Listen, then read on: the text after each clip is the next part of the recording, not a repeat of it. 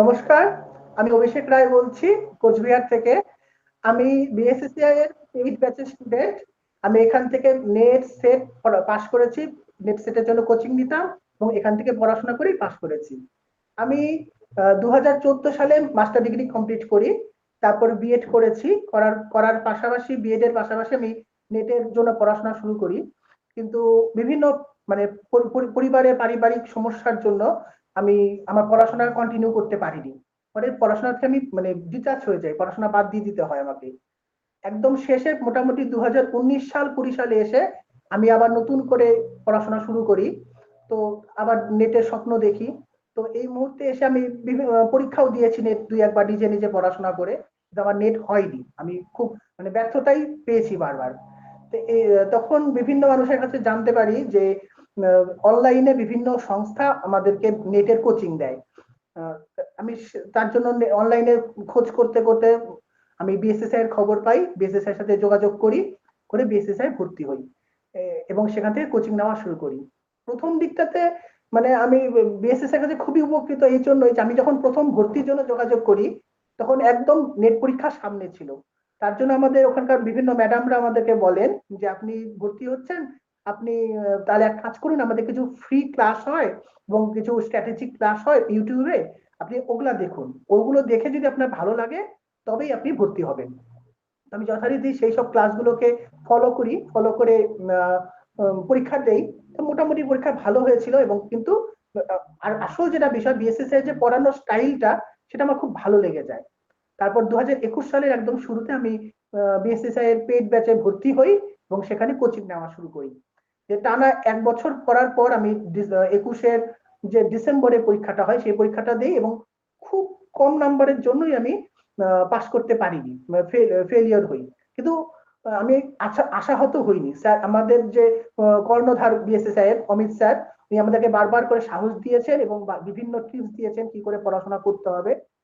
স্যারের কথা মতোই আমরা পড়াশোনা করি এবং পরবর্তীকালে জুন মাসে আমি নেট পরীক্ষাটা দেই এবং সেটা আমি কোয়ালিফাই করি। এরপর তার পাশ নেট নেট পাস করার পরে আমি এখানে আমাদের এখানটায় আসাম সেট পরীক্ষা হয়। আমি যেহেতু কোচবিহারের পাশেই আসাম রাজ্য, সেখানকার সেট পরীক্ষাতে বসি এবং সেটাতে আমি 2 র্যাঙ্ক করি, 2 র্যাঙ্ক সহকারে আমি সেট পরীক্ষায় পাস করি। এবং তারপরে এবার আমি ডিসেম্বরে ওয়েস্ট বেঙ্গল সেট পরীক্ষা দিয়েছি এবং পরীক্ষার হলে বসে আমি মোটামুটি কনফিডেন্ট হয়ে যাই যে আমি পরীক্ষায় পাস করবো। এটা কনফিডেন্ট হয়েই আমি পরীক্ষার হলে বসে কনফিডেন্ট হয়ে যাই এবং তারপর আমি পরীক্ষা দিই এবং তারপর পরবর্তীকালে আমি যখন অ্যান্সার কি মেলাই, মিলিয়ে আমি 100% শিওর হয়ে যাই যে আমি এবার ওয়েস্ট বেঙ্গল সেট ক্লিয়ার হবেই। এবং সত্যিকারই আমি সেদিন রেজাল্ট দেখছি যে আমি ওয়েস্ট বেঙ্গল সেট কোয়ালিফাই করেছি এবং 206 নাম্বার পেয়েছি। এই সমস্ত কৃতিত্বই বিএসএসআই। বিএসএসআই আমাদেরকে যেভাবে পড়ায় সেটা অতুলনীয়। সত্যি কথা বলতে আমি যখন পড়াশোনা শুরু করি, নতুন করে শুরু করি এই 14 সালে মাস্টার ডিগ্রির পর, এই যে 19 সাল পর্যন্ত এতদিন আমি পড়াশোনার বাইরে ছিলাম। ফলে 19 সালে নতুন করে যখন আবার পড়াশোনা শুরু করি, এটা আমার কাছে মানে খুবই একটা চ্যালেঞ্জিং ব্যাপার ছিল। একদম জিরো থেকে আমাকে শুরু করতে হয়েছে। সেই মুহূর্তে নেটের মতো একটা সর্বভারতীয় স্তরের পরীক্ষা, তার এত বড় একটা সিলেবাস এবং সেটাকে গভীরে গিয়ে পড়াশোনা করা, সেটাকে কভার করা আমার পক্ষে সত্যি খুব একটা বিশাল বড় চ্যালেঞ্জ ছিল। এবং এই ক্ষেত্রে আমাকে খুব সাহায্য করেছে বিএসএসআই এর সিবিটি পরীক্ষা। আমি কখনো ইউজিসির যে সিলেবাস, সেই সিলেবাস ফলো করে পড়তাম না। আমি সবসময় আমাদের বিএসএসআই এর তরফ থেকে যে সিলেবাসটা আমাদের দেওয়া হতো সিবিটি পরীক্ষা নেওয়ার জন্য, সেই সিলেবাসটাকে ফিল আপ করতাম, আমি ফলো করতাম। আমাদের সিবিটি পরীক্ষাটা কি হয় যে আমাদের যে টোটাল সিলেবাসটা ফার্স্ট পেপার এবং নেট এডুকেশন, নেট সংস্কৃতের সিলেবাস, সেটাকে বিভিন্ন পার্টে পার্টে ভাগ করা হয়, ছোট ছোট পার্টে ভাগ করে দেওয়া হয়। সেটা সেটা সেই পার্টগুলোর উপরে উপরে আমাদের 7 দিন অন্তর অন্তর বা 5 দিন অন্তর অন্তর পরীক্ষা নেওয়া হতো। আমি সেই সিলেবাসটাকে মানে ফলো করা শুরু করলাম। আমি দেখলাম যে আমি যদি ছোট ছোট পার্ট করে পড়াশোনা শুরু করি, তবেই আমি পুরো সিলেবাসটাকে কভার করতে পারবো এবং বেশি টাইম দিয়ে আমি গভীরে গিয়ে সিলেবাসটাকে পড়তে পারবো। তার জন্য আমি ইউজিসির সিলেবাসটাকে সরিয়ে রেখে বিএসএসআই যে সিবিটির সিলেবাস, সেই সিলেবাসটাকে ফলো করে পড়া শুরু করি এবং আমি একটু একটু করে পড়তাম। পড়ার পাশাপাশি আমাদের বিএসএসআই থেকে আমাদের বিভিন্ন উইকলি মক টেস্ট নেওয়া হতো। আমাদের একটা বিশাল বড় একটা কোশ্চেন ব্যাংক আছে, প্রায় কয়েক লক্ষ, 2 লক্ষ 2.5 লক্ষ প্রশ্নের একটা কোশ্চেন ব্যাংক আছে। সেখান থেকে আমরা আমাদের প্রত্যেকটা টপিকের আলাদা আলাদা কোশ্চেন ব্যাংকের পাঞ্চ থাকতো। আমি সেখান থেকে কোশ্চেন ব্যাংক ফিল আপ করতাম, করাবো এবং প্রতি সপ্তাহে শেষে সিবিটি দিতাম। এইভাবে আস্তে আস্তে আমি আমার পড়াশোনাটাকে আগিয়ে যাই হোক নেটটা পাস করেছি আমি। আমার টিপস এন্ড ট্রিক্স যদি কেউ জিজ্ঞেস করে আমি ক ঘন্টা পড়তাম বা কিভাবে কি পাস করেছি, আমি বলবো যে আমার নিজস্ব পার্সোনাল কোনো টিপস এন্ড ট্রিক্স নেই। আমাদের অমিত স্যারের কথা বা বিএসএস এর কথাই আমার টিপস এন্ড ট্রিক্স। স্যার আমাদেরকে মানে একদম প্রত্যেকটা সাবজেক্ট ফার্স্ট পেপার থেকে সেকেন্ড পেপার থেকে শুরু করে প্রতিটা টপিক আমাদের উনি নিজে বলে দিতেন, কোনটা ক ঘন্টা পড়তে হবে, কিভাবে কি পড়তে হবে আমাদের উনি বলে দিতেন। সেইভাবেই আমরা পড়াশোনা করতাম। আমরা আলাদা কোনো রুটিন আমাদের ছিল না। বিএসএসআই আমাদের যে রুটিন দিত, যেভাবে পড়তে বলতো আমরা সেভাবেই পড়তাম। এমনকি আমাদের কিভাবে খাবো, মানে ক ঘন্টা খাবো, ক ঘন্টা ঘুমাবো, ক ঘন্টা আমরা মানে আমার মাইন্ড ফ্রেশ করবো, সেটাও আমাদের স্যার সিলেবাস মানে আমাদের রুটিনের মধ্যে বলে দিতেন। সেই রুটিনে আমি মেনটেন করতাম। তাছাড়া তার বাইরে কোনো আমার পার্সোনাল রুটিন নেই, কোনো পার্সোনাল স্ট্র্যাটেজি নেই। আমাদের বিএসএসআই থেকেই আমাদের বিভিন্ন স্ট্র্যাটেজি ঠিক করে দেওয়া হতো যে কোন জিনিসটা কিভাবে পড়তে হবে, কোনটা চার্ট করে পড়তে হবে। কোনো কিছু যদি চার্ট করে পড়তে হয় সেই চার্টটাও বিএসএসআই আমাদের করে দিত। আমাদের কারক, সমাস, সন্ধি, শব্দরূপ, ধাতুরূপ গুলো বা ফার্স্ট পেপারের ক্ষেত্রে বিভিন্ন রিসার্চের জায়গাগুলো, টিচিং এইডস এর জায়গাগুলো, এই সমস্ত কিছু আমাদের চার্ট করে দেওয়া আছে। সেই চার্টগুলো আমি আমার নিজের পড়ার টেবিলের চারপাশে মানে ঝুলিয়ে রেখেছি। ওগুলো সকাল বিকাল ওগুলো দেখতাম। আমাদের স্যার আমাদের বিভিন্ন জিনিস, বিভিন্ন সংজ্ঞা পরিভাষার জায়গাগুলো ওগুলো বলতেন প্রতিদিন এগুলো পারায়ণ করবে। আমি এগুলো কি করতাম, আমার পড়ার টেবিলের চারপাশে আঠা দিয়ে চিপকে রেখেছিলাম, যাতে আমি সকাল সন্ধ্যা পড়তে বসার সময় বা পড়ে ওঠার সময় আর কি ওগুলো তাকিয়ে দেখতে পারি। আবার শুধু শুধু চোখ বুলিয়ে নিতাম, চোখ বুলিয়ে নিলেই আমার একটা পড়া হয়ে যেত আর কি। এইভাবেই আমি পড়তাম এবং বেশি বেশি করে পরীক্ষা দিতাম। বিএসএস এর কোশ্চেন ব্যাংক আর সিবিটি আমাকে ভীষণভাবে হেল্প করেছে। আমি মানে বই পড়িনি বললেই চলে, আমি শুধুমাত্র আমাদের স্টাডি মেটেরিয়ালস পড়েই পরীক্ষা দিয়েছি। আর যেমন আমি সেট পরীক্ষাটা যে দিতে গেলাম, সেট পরীক্ষার হেন প্রশ্ন, আমাদের যে 100টা প্রশ্ন হেন প্রশ্ন নেই যেটা আমাদের কোশ্চেন ব্যাংকের আমাদের সিলেবাসের স্টাডি মেটেরিয়ালসের বাইরে এসছে। আমাদের বিএসএস এর স্টাডি মেটেরিয়ালস যা তার থেকেই যেন সব তুলে দেওয়া হয়েছে। আমাদের কোশ্চেন ব্যাংকে আমরা যেসব পরীক্ষা দিয়েছি সেই সব প্রশ্নই যেন আমাদের তুলে দেওয়া হয়েছে আমাদের পরীক্ষার সময়। এমনকি নেট পরীক্ষা দিতে গেছি, নেট পরীক্ষা দিয়ে আমি সকালবেলা আমাদের স্টাডি মেটেরিয়ালস এর কিছু কিছু জায়গা আমার কেন যেন মনে হলো যে এই জায়গাগুলো একটু দেখে যেতে হবে। আমি দেখে গিয়েছি, সেই জায়গাগুলো একটু রিভাইজ করে গেছে। পরীক্ষা হলে গিয়ে বসে সেই জায়গা থেকেই প্রশ্ন এসছে। মানে আমাদের সিবিটি থেকে প্রশ্ন হুবহু তুলে দেওয়া আছে, মানে বহু প্রশ্ন নেটের মতো একটা সর্বভারতীয় স্তরের পরীক্ষায়, সেটের মতো একটা পরীক্ষায় আমি প্রশ্ন কমন পেয়েছি। এটা অনেকে হয়তো ভাববেন যে আমি অতিরঞ্জিত করে বলছি বা বিএসএসআই স্টুডেন্ট হিসাবে বিএসএসআই কে মানে অতিরঞ্জিত করে দেখাচ্ছি, তা নয়। এটা আমার নিজের লাইফ এক্সপিরিয়েন্স। আমি বললাম যে আমি সেট পরীক্ষা দিতে বসে আমি মানে পরীক্ষার হলে আমার 1.5 ঘন্টার মধ্যে পরীক্ষা শেষ। আমি বাকি আধা ঘন্টা বসে ওখানে বসে মিলাচ্ছি আমার কথা ঠিক হলো কথা ভুল হলো। আমি ওখানে বসে আমি হিসাব করে বলছি যে না আমার এবার সেটটা হয়ে যাবে। পরবর্তীকালে যখন আমাদের বিএসএসআই থেকে অ্যান্সার কি দেওয়া হয়েছে বা কমিশন থেকে অ্যান্সার কি দেওয়া হয়েছে, সেটা মিলে আমি হিসাব করে আমার অলরেডি হিসাব করা হয়ে গেছে আমি কত মার্কস পেতে পারি এবং আমি পাস করব কি করব না। এবং যা হিসাব করেছি তার থেকে বেশি পেয়েছি, কম পাইনি। এটাই আমার জার্নি। এভাবেই আমি আসাম সেট, নেট এবং ওয়েস্ট বেঙ্গল সেট কোয়ালিফাই করেছি। এখন তো আমি নতুন করে আবার বিএসএসআই পড়ছি বিহার টেটের জন্য। বিহার টেটের জন্য পড়ছি, পিএসসি ক্লার্কশিপের জন্য পড়ছি। আবার আমি যেহেতু আমি এমএড করা আছে, আমার এমএড করা আছে এবং তার পাশাপাশি আমি নেতাজি ওপেনে এমএ ইন এডুকেশন করছি এখন। তো যেহেতু আরেকটা সাবজেক্টে এমএ করছি আর কি, তার জন্য এডুকেশনও নেটে বসবো মানে সিদ্ধান্ত নিয়ে বিএসএস এ আবার ভর্তি হয়েছি।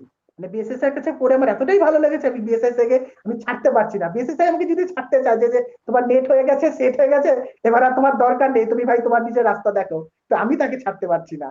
কারণ আমি জানি আমার প্লেসমেন্ট পেতে গেলে আমাকে বিএসএস এর সঙ্গেই থাকতে হবে। তার জন্য বিহার টেট পাস করতে গেলে, বিহারে গিয়ে একটা প্লেসমেন্ট পেতে হলে বা এডুকেশনে নেট ক্লিয়ার করতে হলে আমাকে সেই বিএসএসআই কেই দরকার। বিএসএসআই স্টাডি মেটেরিয়ালস সেই সিবিটি আমার দরকার। তার জন্য আবার বিএসএসআই আমি ভর্তি হয়েছি। বেশ, অনেক ধন্যবাদ অভিষেক তোমাকে।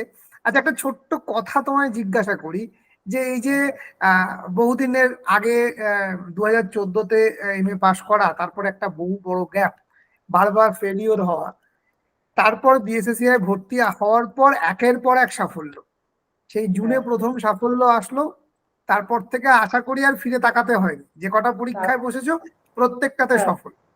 কেমন হ্যাঁ লাগছে? জীবনটা বদলে যায়নি একটু হলেও? কনফিডেন্স অবশ্যই পাচ্ছ স্যার, কতটা? অবশ্যই স্যার।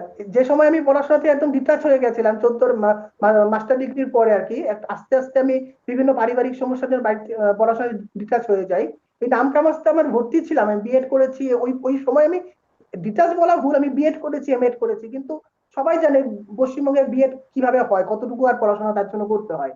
মানে অরিজিনাল পড়াশোনা থেকে, মানে আমার যেটা লক্ষ্য কলেজ সার্ভিস, সেটার জন্য যে পড়াশোনা, সেটা থেকে পুরোপুরি ডিটাচ হয়ে গেছিলাম।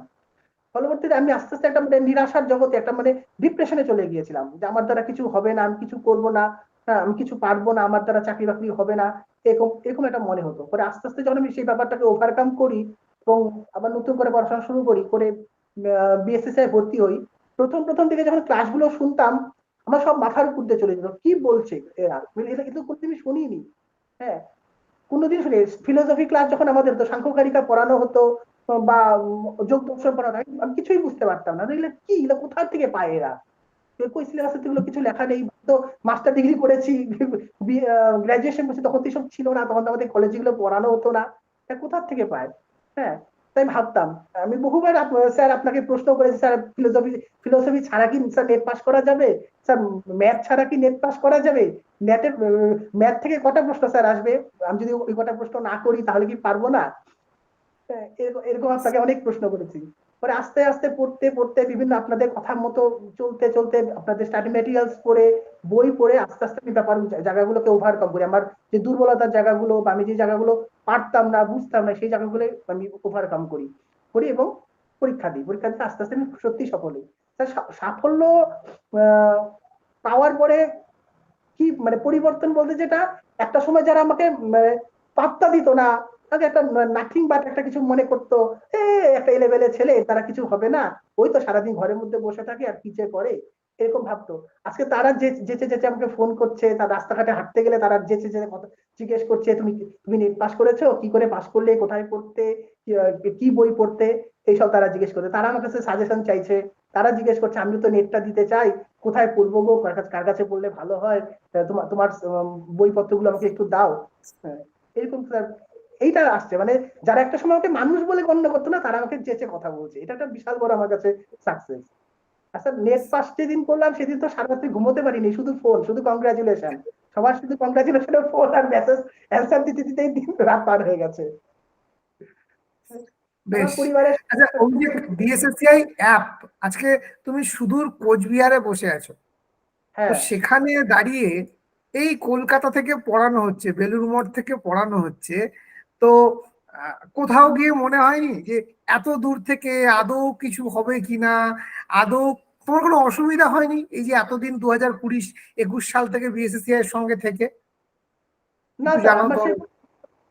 সেরকম সমস্যা হয়নি, কারণ আমি ভর্তি হওয়ার আগে ফ্রি ক্লাসগুলো করেছিলাম। আপনার যে বিভিন্ন ইউটিউবে ফ্রি ক্লাসগুলো হয় বা স্ট্র্যাটেজিক ক্লাসগুলো হয় পরীক্ষার আগে, ওগুলো করেছিলাম। ওগুলো করে আমার বেশ ভালো লেগেছে, আমি বেশ একটা কনফিডেন্ট হয়েছিলাম যে না, ফ্রি ক্লাসে যখন এত ভালো হচ্ছে, পেইড ব্যাচের ক্লাস আরো ভালো হবে।